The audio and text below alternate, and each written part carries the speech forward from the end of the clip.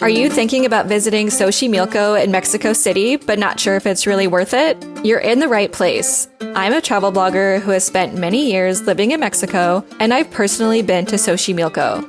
In this video, I'll give you an honest review of what the experience is like, what to expect, how to plan your visit, and tips to help you make the most of your time on the canals. I'll also share some recommended tours, so make sure to check the video description for links to the best options that include transportation and everything you need for a hassle-free visit.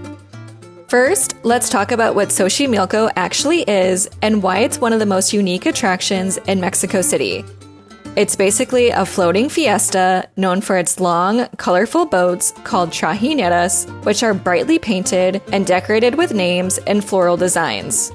As you float down the canals, you'll hear live mariachi music from passing boats, sip drinks, snack on local street food, and maybe even take a few shots of tequila.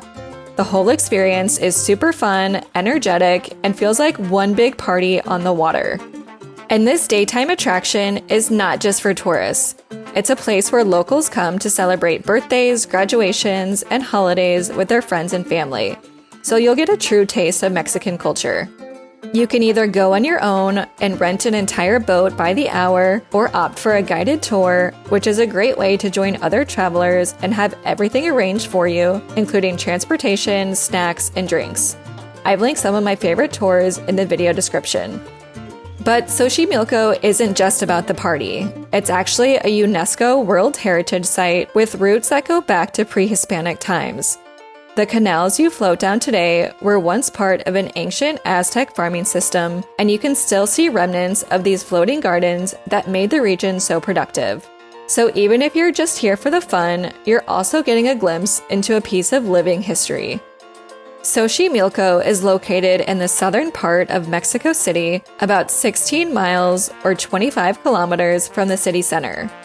It's a bit of a trek, and travel time can vary a lot depending on traffic, which is why getting there can be the hardest part. That's why I highly recommend booking a tour with transportation included. It takes all of the guesswork out of the process, and you don't have to worry about traffic, directions, or arranging your own ride. Again, if you want to avoid the hassle, check the video description for my recommended tours that include round-trip transportation. Once you arrive and get on a trajinera, the experience really starts. The boats are colorful, wide enough for a group of up to 16 people, and are guided manually by someone using a long wooden pole. Many people bring drinks and snacks on board, while others pick up food and beverages from passing vendor boats. These vendors offer elotes, esquites, beer, micheladas, and even tequila or margaritas. During the ride, mariachi bands will float over and offer to play songs. You can hire them to come aboard or just request a song or two from their boat. On my ride, a mariachi band came on board, and it really made it feel like a true Mexican celebration.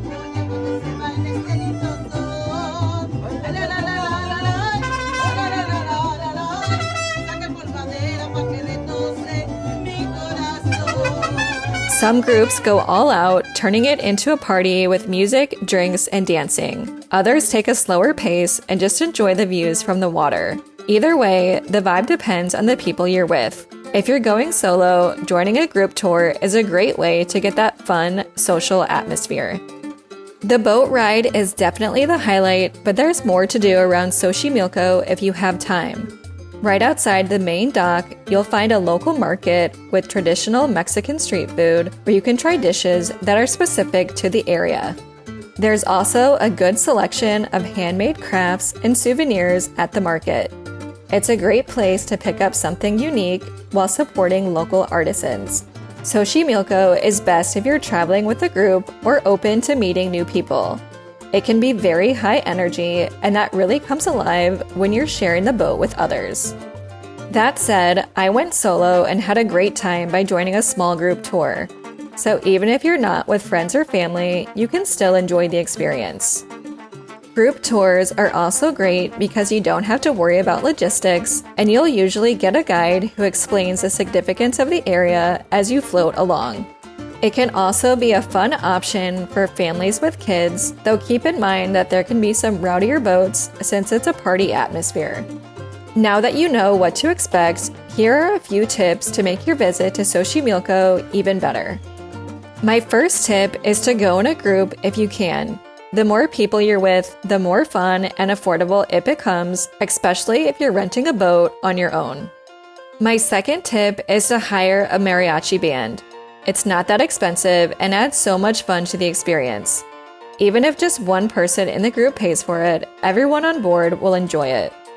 Next, make sure to bring cash in Mexican pesos.